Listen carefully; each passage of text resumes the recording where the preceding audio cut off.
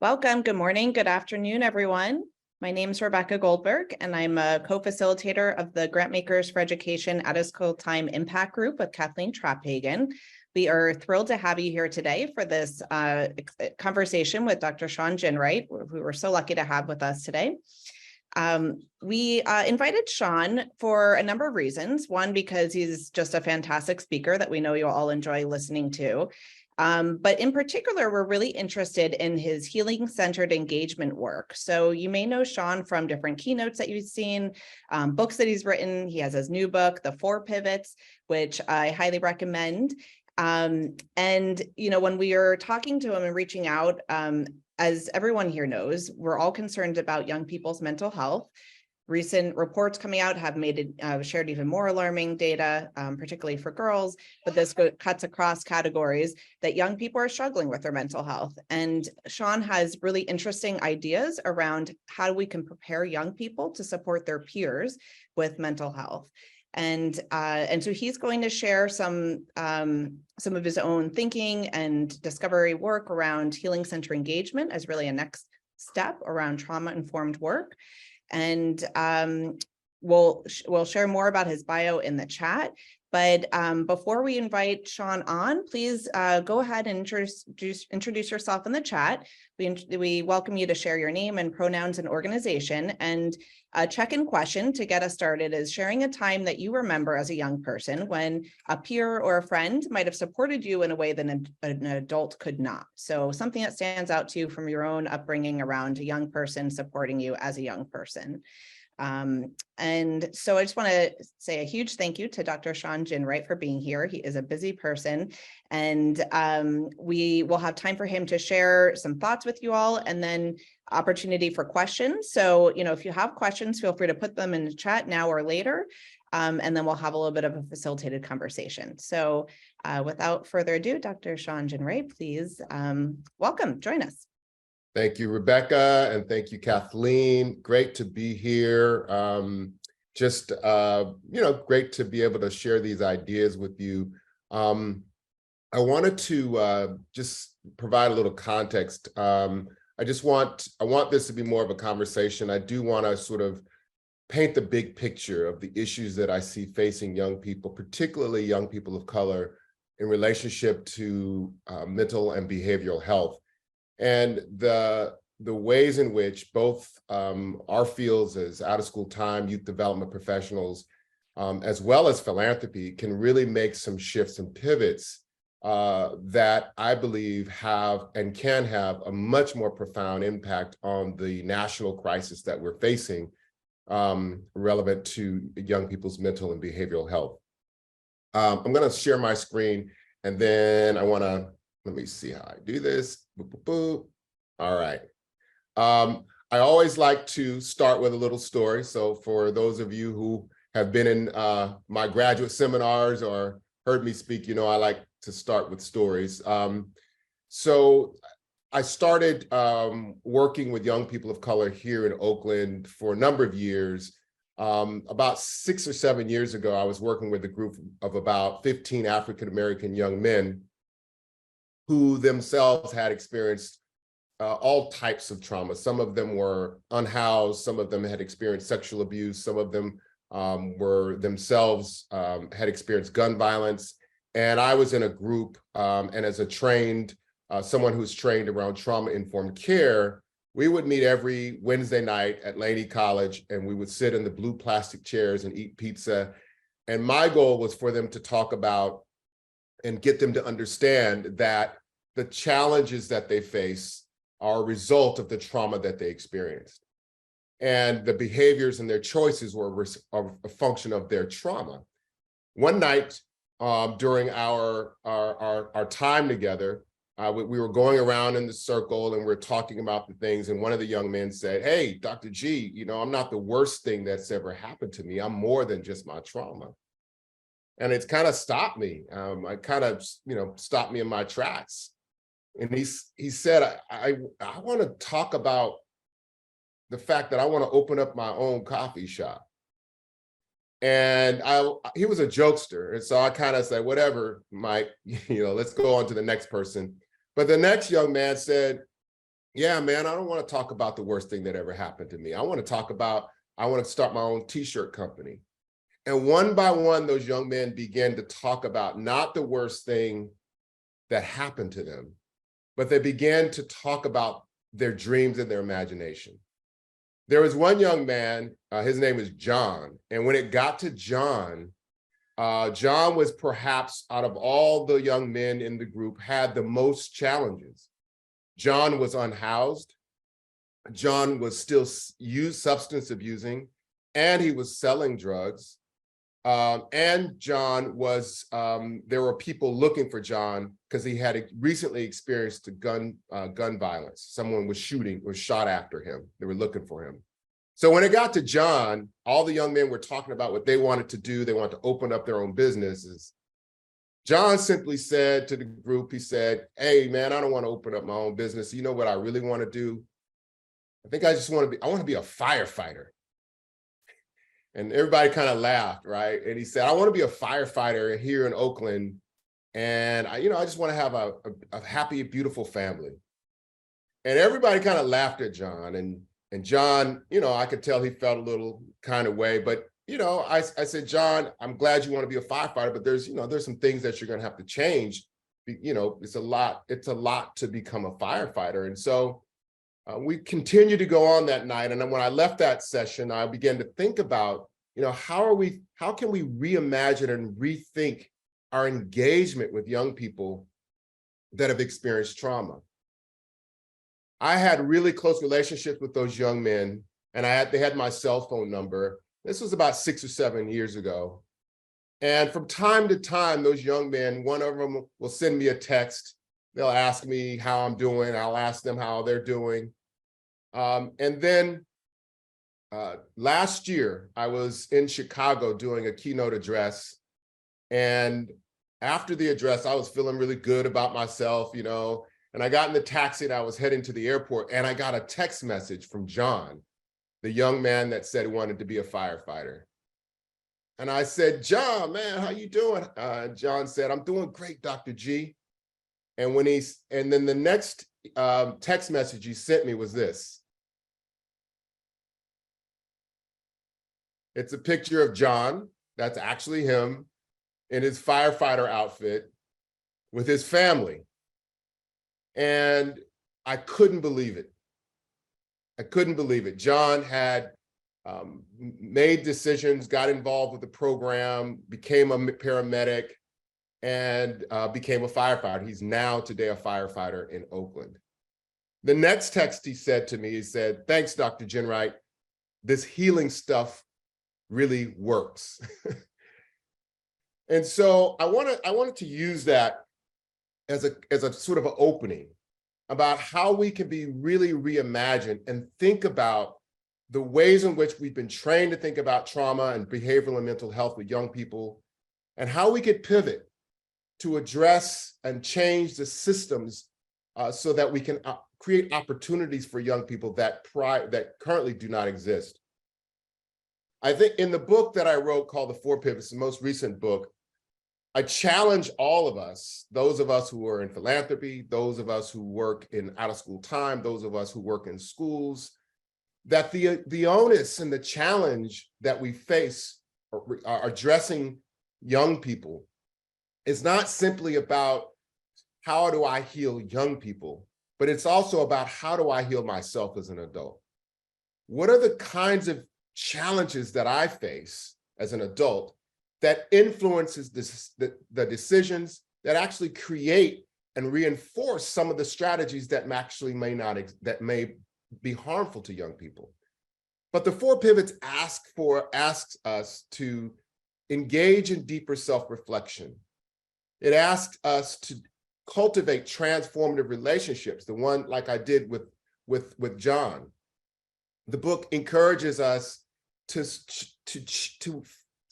shift our focus from only thinking about problem solving to possibility creating. This is what the young men did in this healing and get this the trauma circle that I was in. They shifted the conversation from the problem of their trauma to the possibility of their lives.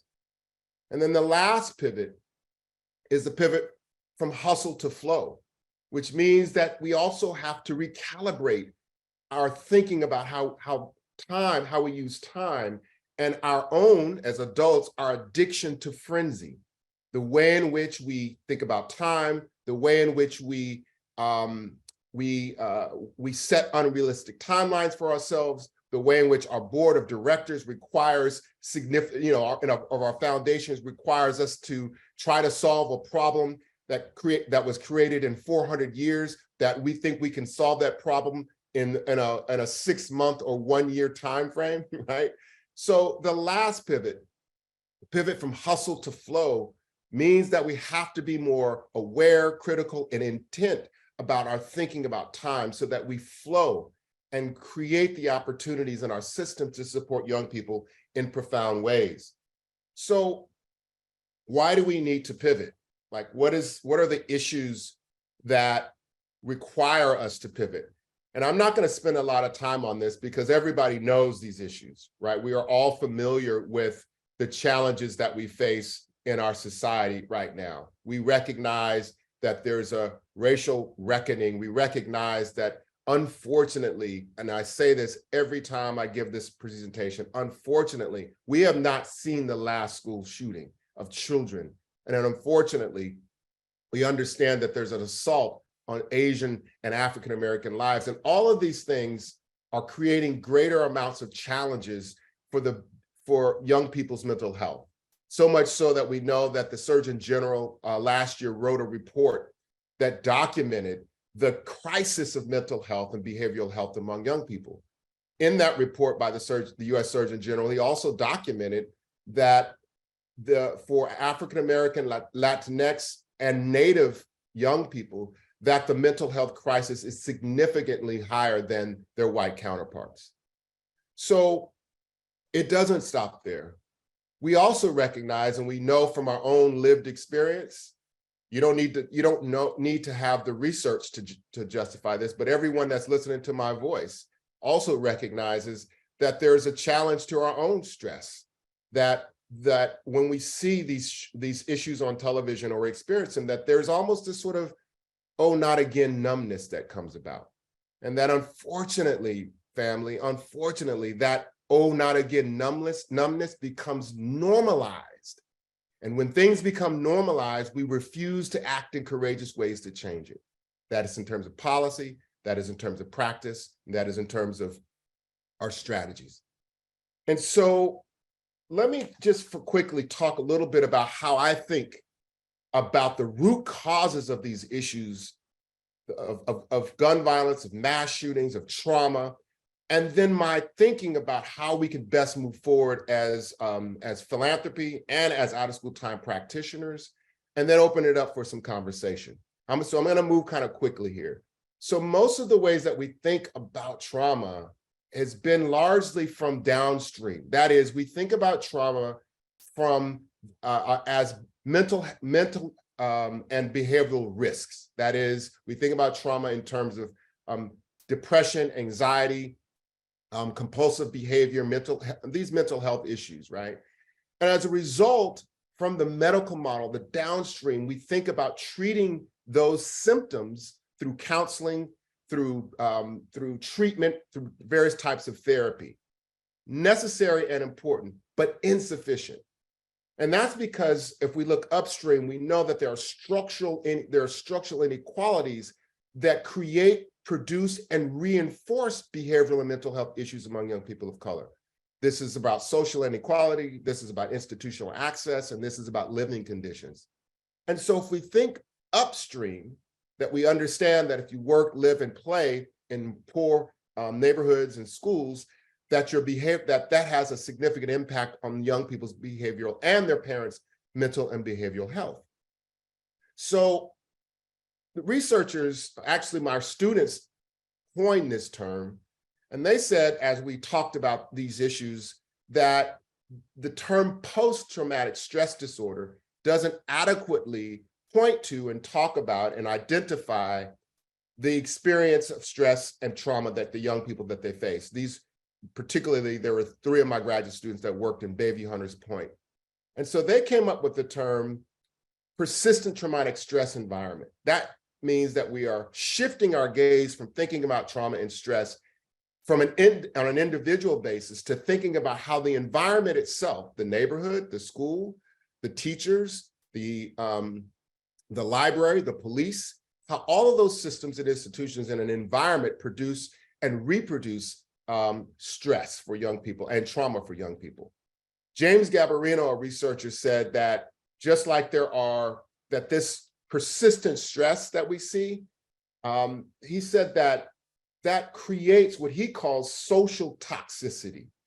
And he says that just like there are physical toxins, like if you had lead paint, family, if you had lead paint and asbestos in your workplace or in your home, if you were breathing in that physical toxin, lead paint and asbestos, ultimately, over time, that physical toxin would make you sick. But if you're not healed from that physical toxin, according to Gabarino's work, that it could actually become lethal.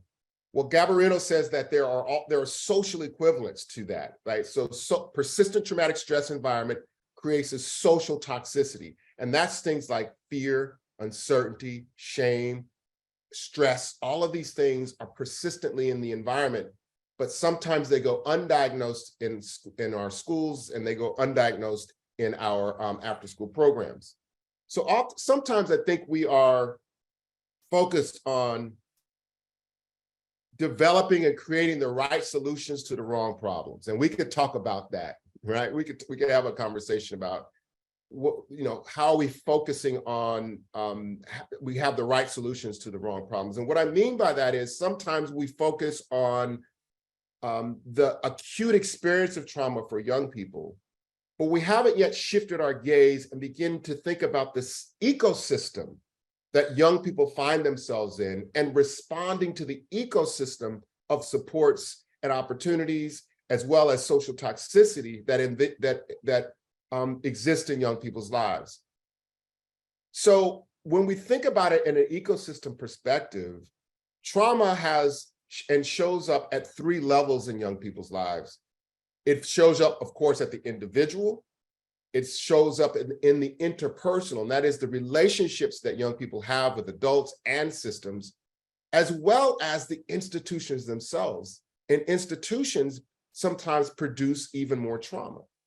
And so if we shift our perspective and think about the institutional level, the interpersonal level, and the individual level, then we begin to have a more holistic way of responding to and thinking about how to create and saturate young people's lives with opportunities to be well and heal. This, of course, requires us to rethink then some of our models. Most of the ways that I was trained as a youth development professional, even as a professor, is to really focus my work on supporting young people. In my own experience in working with young people here in Oakland and the San Francisco Bay Area, what I've recognized, it is not just the curriculum, it is not just the best strategy, but it is also providing opportunities for the adult providers to heal. So that and if I had more time, I can give you so many examples of how adults come into the spaces of out of school time, or they come into youth development, or they come into education with their own trauma, and inadvertently reproduce that onto young people. And so healing-centered strategies first try to understand and create experiences and opportunities for the adults to heal. And then when we talk about healing-centered engagement, we have to open up the opportunities for young people to participate in their own healing process. And so the concept of healing-centered engagement builds upon trauma-informed care, and it suggests that that while we need to focus on the well-being of young people, the adults' well-being is just as important. Second, that it is a non-clinical and it's a strength-based approach. Now, I learned this in my work with those young men who said, I don't want to focus on my trauma, I want to focus on my dreams and aspirations. And so it's a strength-based approach that takes a more holistic view of healing and well-being, and it also recenters culture and identity as a central feature in healing. And we could talk a little bit more about why that's important. But for now, it's primarily because oftentimes the first experience of trauma is as a result of some form of our identity, whether I'm gay, lesbian, or transgender, whether I'm a woman, whether I'm Black, whether I'm poor, whatever. It's a function of our identities, it's a function of our identities that drive the first ways in which we experience trauma. And so healing-centered engagement really focuses on these principles, right? And these principles are both rooted in my own research, but also in my own practice. We call them the karma principles. And that simply means that we have to focus on culture and identity. We have to create environments where young people and adults have an experience agency. We have to focus on creating transformative relationships. Meaning is getting young people to understand that their lives and their purpose for learning and their purpose for learning skills has a greater currency. And then lastly, aspirations, which is the ability to cultivate the capacity for young people to see beyond their current trauma. I'm moving really quick, y'all, so y'all got to forgive me. I'm moving quick because I know I want to make sure we have time for questions. So I think that by using healing-centered engagement, right, my goal is to create spaces and opportunities around the country where we're measuring different things. Right now, we define school safety by the reduction of things that we don't want to see. We talk about safe schools by the reduction of bullying, the reduction of fighting and violence.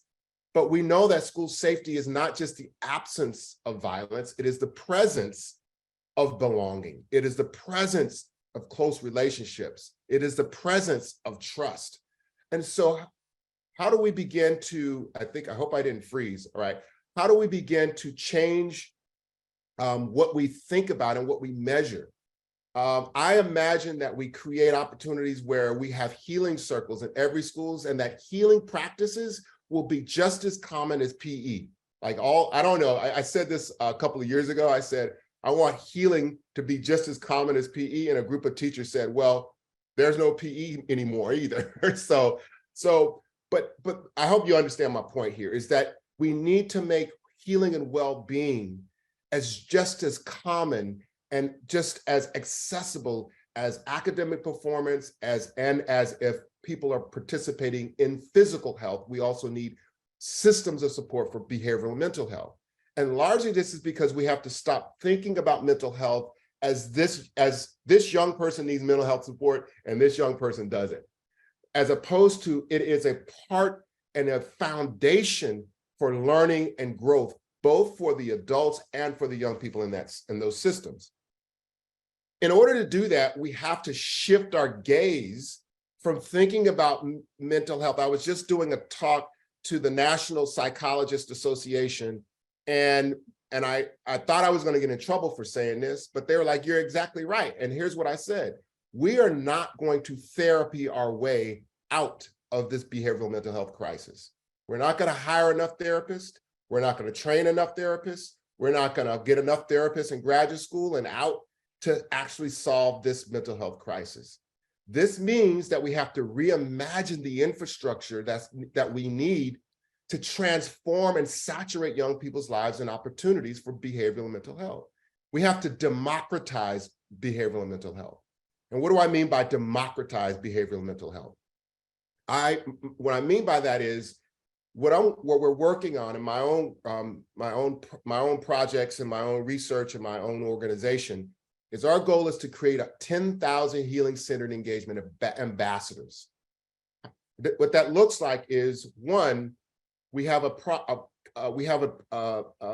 model called Camp Akili, which is a 5-day behavioral and mental health, culturally centered process where young people come, they heal from their trauma, but they're given tools to have different kind of conversations about their own trauma, and then they also become peer they become peer ambassadors around mental health for around their friends. That this means that they're having different conversations. Doesn't mean they're therapists, don't get me wrong, but it means that they can, one, recognize behavioral and mental health challenges amongst themselves and their peers. It means they can have conversations, and then they can provide resources. Three simple things that democratize behavioral and mental health. The second is that we want to build online training platforms and tools for the adults to be able to have access to tools around healing-centered engagement. And then we want to partner with school districts and out-of-school time professionals, and we're already doing that, to give them the training and tools they need to really open up and democratize behavioral and mental health for the communities that they're working in. And so I know I was talking fast, y'all, and so I want to make sure I open up some opportunities for questions and dialogue, but I wanted to just provide some broad strokes about how I'm seeing the issues, the root causes of behavioral and mental health among young people of color, and then some broad strokes about how I see the solution, and then some specific steps and work that we're engaged in to democratize mental behavioral health for young people of color in the country. And I'll stop and I'll pause there. Great, thank you so much, Shawn. Lots to chew on there and think about. So you do have one question in the chat from who's wondering how similar this approach to healing-centered work is to radical self-care for the adults. If you have any thoughts on that. Well, yeah, so here's what I think self-care and radical self-care is important, but self-care presumes that this is what I do for myself, right? And I think that we need to also have opportunities for collective care. And this means that when we assume self-care, that the responsibility of the institution and the organization, it puts the responsibility of care on the individual. And so collective care suggests that we need to institutionalize well-being for people and groups within the system. So this looks like things like sabbaticals for out-of-school time workers. This looks like reimagining and rethinking the work week. This might look like creating opportunities for for teams to go away and sort of develop to have opportunities for their own personal growth and development. But the pivot from self-care to collective care suggests that while it's important to take care of yourself, we can't let the institutions off the hook, right? And so we also have to think about how to institutionalize care in the systems that are supporting young people. Thank you for that, that distinction. So considering that we have lots of field leaders here on the call who may be running programs, supporting staff who are working with young people, funders supporting those programs, can you talk a little bit more about the idea of supporting the workforce well-being and that healing-centered work for the adults? If you're a program provider, what do you take away from this if you don't have access to your training? Yeah. So, I mean, I think one thing is that first, one of the things I talk about in this book is the pivot from hustle to flow. And part of that is a recognition of when our work is in frenzy. And this is not just for the folks that are supporting young people, but that is for those of us who are in philanthropy. But to recognize, are we working in frenzy? And what is frenzy? Frenzy is this sort of feeling like you're going north and south at the same time. Frenzy is this experience of not having enough time to get everything done. I think that first is, do we recognize that in our organizations? The second thing is, if we recognize it in our organizations, how can we then build in opportunities to disrupt that? So here's some suggestions. In our staff meetings, sometimes in our staff meetings, the first thing we do is jump into the agenda. What I recommend in order to disrupt frenzy is to actually create 10, 15 additional minutes at the beginning for everyone to have a social emotional check-in. How are you feeling today, right? It's not about the work, it's about the human being that is the employee. Now, what that does, it may feel awkward at first, but over time, what that suggests is that we're taking more time to actually shift the culture of our team so that we have more spaciousness to talk about what's happening in our own personal lives. And that gives us greater currency to think about what the business is of our, whatever we need to accomplish in the agenda. That's just one quick example, Rebecca. Thanks for that. So I see we have a question from Steve. Steve, I'm happy for you to come off mute if you want to ask your question. Well, yeah, and maybe the way I framed it, I don't mean to insult philanthropy here. The question was, how do we find the funding for this work? This is really important, and definitely people are talking about youth mental health, but you're exactly right. It's on that spectrum. It's more on the intervention and the one-to-one therapy. Even though it's clear, as you say, there will never be enough therapists for the scale of the problem. So I'm wondering, the funding for this work, where might it come from at the program level? And philanthropy certainly plays a role, demonstration projects, evidence, policy, promoting policy change, but it seems to do this at the necessary scale, we need public dollars. So are you finding cities, counties, states, school districts, federal government interested in supporting this concept? Yeah, so there's a couple of ways I can answer that question.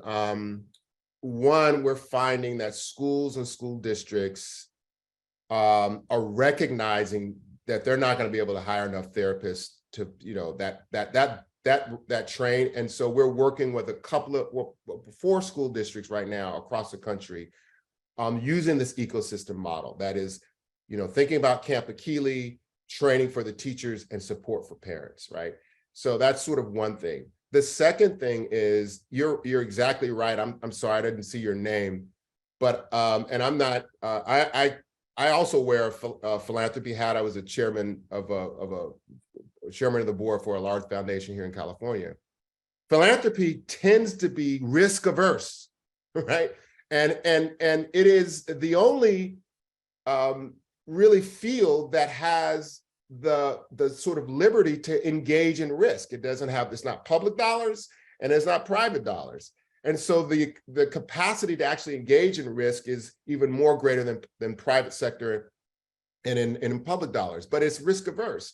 So I think that that we have to continue to have these conversations with our board of directors, right? With directors and board and CEOs about where is our risk averse, how much are we failing as a foundation? In other words, how much are we investing in things that didn't work? Because when we invest in things that didn't work, we're learning from it, right? Are we a learning foundation, or are we just focusing on investing in evidence-based practices and so forth? So I think that for those that are leaders here that have portfolios, the question would be, how much of your portfolio is invested in risky, you're taking a risk in a certain portion of your portfolio to learn from. And if you're not failing, or if you're not seeing the results, how you're thinking about that there's a learning about how we actually can do that better. So I think that there's a risk aversion that's sort of built into philanthropy that program officers, CEOs, and boards need to just actually take resources and invest those resources in more risk kinds of challenges. This one, what I'm proposing, democratizing mental health. The reason I said I was nervous of talking about this with psychologists, because there's invested interest, right? How can we actually create mental health when folks haven't been trained, right? But my point is that if we're going to really address this issue, we're going to have to reimagine the infrastructure necessary to respond to it. And I hope I answered your question. Thanks. We also have a question from Elizabeth Gaines. Elizabeth, do you want to come on? And you might also have thoughts. Yeah, sure. So it was just striking me as you were talking. I had this interesting conversation with somebody who's really a field leader in the social emotional learning space. And I said, well, social emotional learning and youth mental health, like all part of the same thing. And they sort of said, no, no, no. Like, don't associate us with, it wasn't that strong of a statement, but I got that feeling. And it seems to me like there's, from a just political will perspective, there's a lot more political will around youth mental health than there is necessarily around social emotional learning. That's getting caught up in the culture wars, all that stuff. I guess I'm just trying to figure out, like, how can we use some common narrative to talk about our young people need this asset building, sort of skill building, support building, relationship building stuff in ways that resonates across the political spectrum. Yeah, well, Elizabeth, I think, social emotional learning and that body of work is important. And I think that understanding non-cognitive assets and skills among young people is important, right? And the kinds of social emotional support for young people of color who experience trauma that live in disenfranchised communities is entirely different than the social emotional supports that much of the research and the practice actually are engaging in, right? Grit, and self-regulation, and again, important. But I'm not so sure. I wrote an article a couple of years ago. I'm not so sure that I want the young people that I've worked with to be grittier, to just, don't get me started on grit. right? To just grit. So it's important. I'm not discounting it, but we also have to add the nuance about the structural ways that some young people are experiencing suffering, that period. And social emotional learning has not yet engaged in that conversation in a profound way. And so this perspective broadens our understanding, and it places social emotional growth and learning in a context so that we can understand the challenges, the structural challenges that young people of color face as a result of that context, such as racism, homophobia, sexism, all of those things. But it also focuses on the unique ways in which the social emotional growth that's necessary in that context for young people of color, right? There was a second part I was going to, the last thing I was going to say, Elizabeth, is this crisis of youth mental health, it's not just young people. That adults are also deeply, we know, just if you look at the teaching profession, we all know that there's an exodus, right, of teachers. And it's not only about pay and sort of material issues. These are issues of stress, issues of not feeling supported. And so we have a crisis, a mental health crisis, that is not only just the young people, but it's also the adults who are trying to support those young people. So I'm talking, I'm blabbing my mouth, Elizabeth, but I hope I'm giving and helping you think about this question. But I think we have to look at both the support of the adults as well as the support of young people. Thanks. Thanks. So Shawn, I'm curious if you could share a little bit more, you talked about this 10,000 healing-centered ambassadors, and you've talked about preparing the adults, but from my understanding, the ambassadors are actually young people. Is that right? That's right. So talk a bit more about that support for young people to support other peers.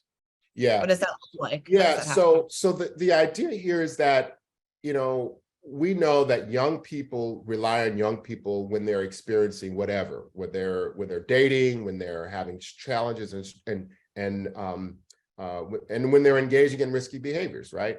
And so the peer support model simply says is that how do we actually train a cadre of 10,000 young people around this country to engage and respond to the mental health that they may be experiencing as well as their peers. And there's a number of promising peer health models, but not many peer health models that are focused on behavioral mental health. So our vision is to create the infrastructure. That is, we were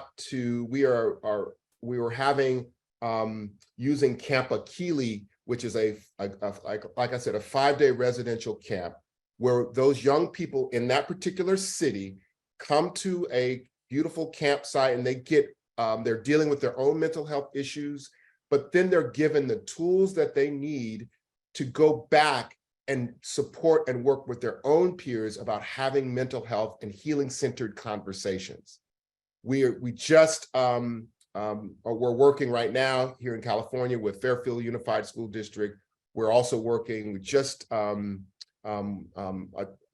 worked out on an opportunity to do this in Philadelphia. We're talking with a couple of organizations in New York. But the idea is that over time, over the next 5 years, we want to have young people having conversations with their peers that are trained in what we know is important to facilitate those conversations around behavioral and mental health. This is a response to sort of democratizing mental health. That is, we're not saying you shouldn't have a therapist. We're not saying you shouldn't, have school psychologists. Those investments and that work needs to continue. But what we're saying is, with this particular crisis that's happening, we have to open up that opportunity for young people to engage in and have the tools to engage in peer-based mental health and healing conversations. Thank you. Sounds powerful. I can't help but think, as a former program officer, obviously this is an opportunity for, an investment if they wanted to bring this model to their community, city, state. So, I'm curious around that, building out the infrastructure, what your advice is to funders, but also for all these other providers out there who are not in cities where this is offered. Are there other ways for them to start to integrate these practices now or connect? What would you recommend that's more accessible? So a couple of things. So building out the infrastructure, what might support look like? Support might look like if there are providers that you're working with in your city, a school district, youth development, or out of school time organization. If they're struggling with and have interest and curiosity about building this out or using these tools, first, certainly put them in contact with us. Tahisha Victor, I think she's with us now, and she's really in charge of our strategy. So we would be happy to reach out to organizations that have some curiosity, and we can also put them in contact with other organizations around the country that are currently using these practices in their work with young people. Rebecca, I forgot the second question. I'm sorry. I need some more coffee. Any advice to funders about how they can help with this infrastructure building, whether it's places that you're working or just supporting their providers locally? Yeah, so two ways of support, right? So one way is, again, if you have organizations that you're working with and they have some curiosity, certainly put us in contact with them. We are a nonprofit organization, so we need supports to build out our curriculum. We need supports. Right now, the biggest challenge to the field is really around evidence, right? And so we are beginning to create and build out an evidence base, but we need supports to begin to create build our own infrastructure as an organization to create the evidence base around how to move a healing-centered strategy in a city. And so there are two solutions. One, if there are organizations that they're working with, certainly put them in contact with us. You can also, and second, you can also reach out to us. And we are building out our own infrastructure. And that infrastructure is both curriculum, it's evaluation and measurement to really build out an evidence base so that we can really understand how and the best practices to use around healing-centered strategies. Great, thank you. Kathleen, I think you had a question for Shawn too.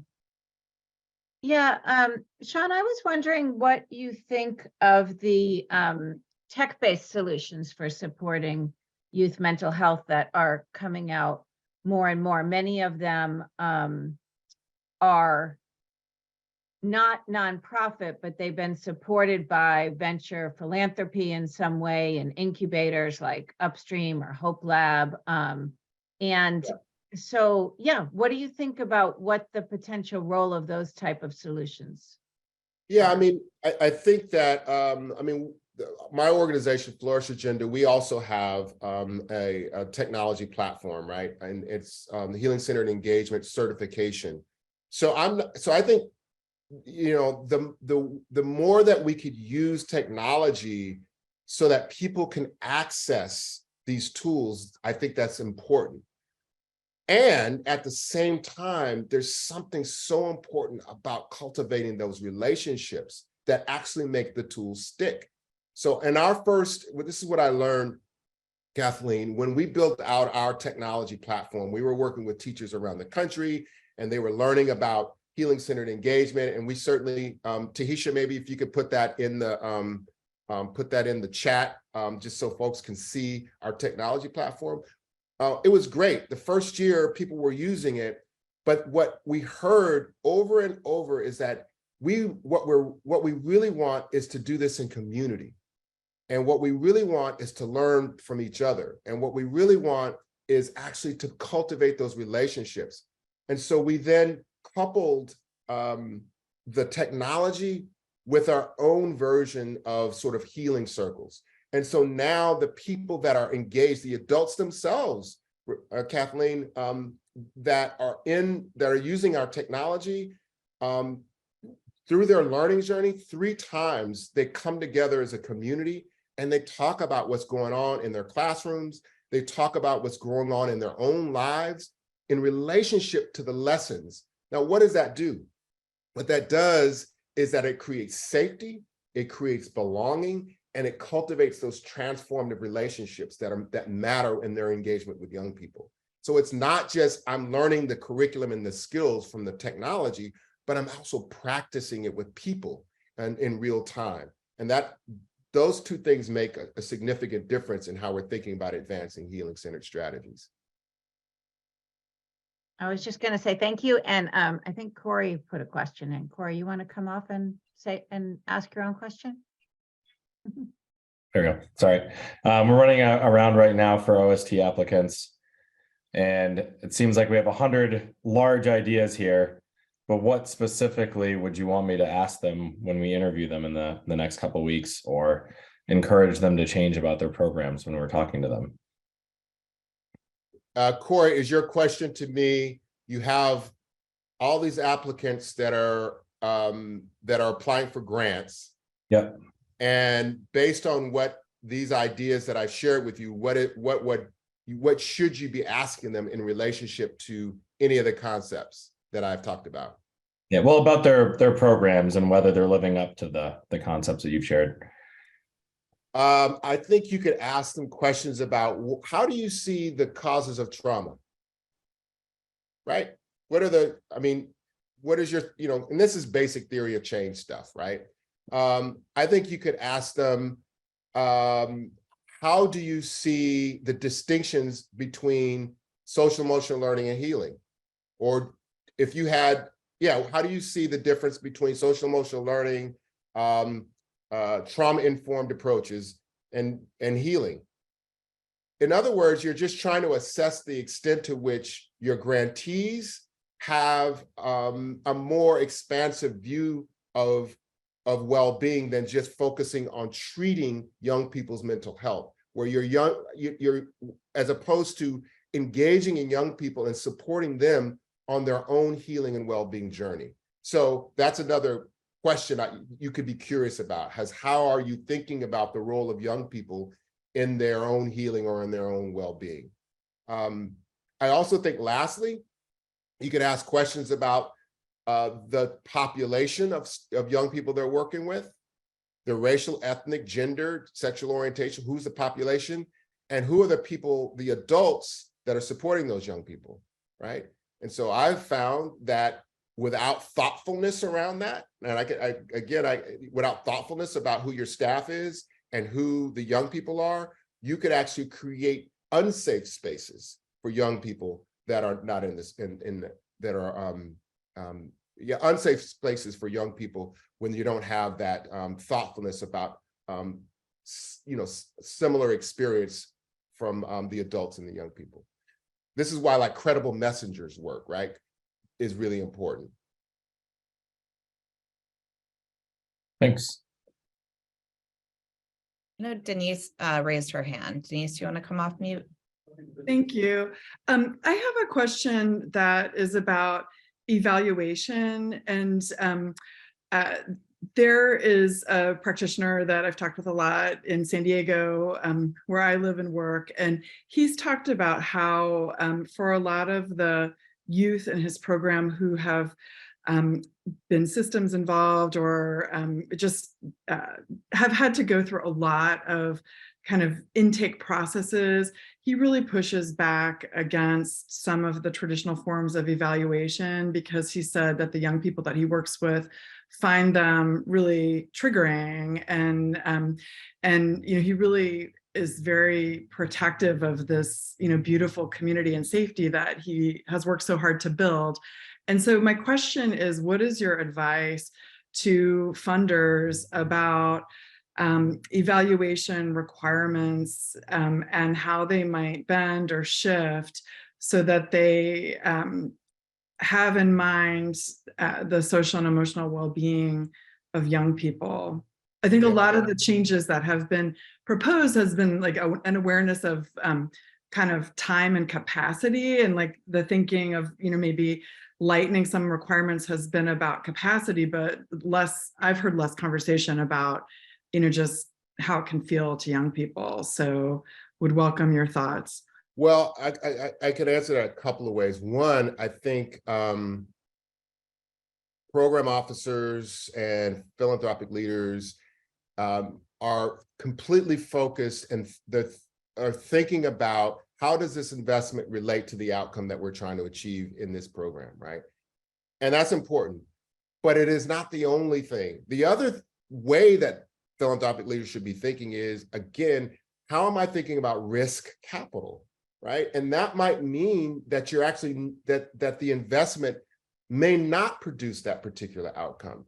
And so this notion of goal focus and outcome focus, it's not just about what to measure, it's the thinking in the foundation about the relationship between investment and outcome. So that's one. Two, I think that there are a number of ways that are much more organic and culturally relevant and grounded in producing empirical evidence, right?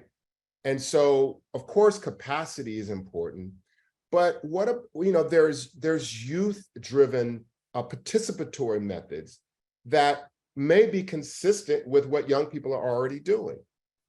There are I've seen people use just responding to an Instagram post, and how young people respond to a question in an Instagram post as a form of gathering evidence about a particular experience. And so the question might be, you may still be wanting that empirical evidence, but the question is what other array of avenues you could be open to be able to receive and integrate that empirical evidence. That is a function of your consultants, right?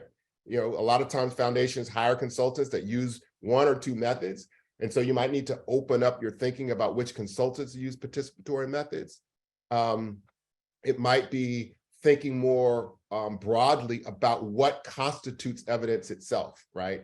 And doing that, I think you're opening up the opportunity to understand the result of the investment that is not only locked into a particular metric that sometimes philanthropy gets caught up into. I hope I hope that made sense, Denise. It does. Thank you.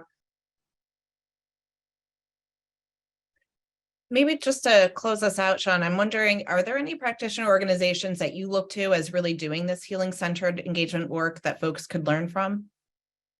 Well, of course, one is Flourish Agenda, right? That's my organization, right? That's moving this work forward. I think that there are a number of organizations that have that are one. Let me answer that in two ways. Let me give you foundations that I think are moving healing-centered strategies, and then other organizations. The California Endowment, it's a $5 billion endowment here in California that has brought in and is thinking about healing and well-being that is rooted in community and in organizing. And so we know from research, for example, that when young people have a sense of agency, right? When they actually have a sense of power in their communities and neighborhoods, that facilitates a sense of well-being. And so the foundation is investing in healing as a well-being and power building strategy. So they see healing and power connected. Does that make sense? So the California Endowment is engaged in that. And so there are a number of organizations in California that are invested in organizing and thinking about healing. Second, there's a couple of organizations here in the San Francisco Bay Area that I think are doing really interesting work. One is Ben McBride's organization, and I think I can't remember the name of Ben McBride's organization. I'm sorry right now, but Ben is interested in and moving an agenda around belonging. And what his work is thinking about how do we actually invest in leaders who are both in philanthropy and are running nonprofit organizations, and create an opportunity for them to engage in their own healing and transformative process so that they come back with a new way of thinking about how to support young people. Unfortunately, I can't remember Ben McBride's organization. Yeah, Empower Initiative. Yeah, but he's taken a group of leaders to South Africa. I think he said he's going to do that again in May, and all to come up with a different orientation about belonging, and then having that framework then get translated into new ways of thinking about philanthropy and in new ways of thinking about program delivery for young people. Awesome, thank you. Well, I want to thank you so much for joining us here today, Shawn, and inspiring us with really big ideas, also ways to concretely think about moving them forward, whether you're a practitioner, whether you're a funder. We appreciate you spending your time this morning with us. Thanks everyone else for being here. A couple just quick announcements from Ed Funders. Our next monthly call will be April 21st, and that will be focused on youth voice projects. We'll be featuring a couple different initiatives that are happening. And then for the funder members on the call with Ed Funders, the RFP for the conference is out, and the extension was just made for the deadline to March 27th. So you have a little bit more time. Please think about submitting sessions related to OST or anything else you're working on, and reach out to Kathleen or I if you are interested in getting some support or feedback. And then the last final announcement we're going to make this month is around the Power of Us Workforce Survey. It is finally closing March 31st. This is a big effort by AIR, American Institutes for Research, to learn more about the adults working with youth. So please do get that out to your staff and volunteers and to your grantees, and reach out to me if you have questions about that. Happy to put my information in the chat. But thank you so much, Kathleen, for putting that information there. But thank you again, Shawn. Good to see everyone. We hope you have a wonderful weekend.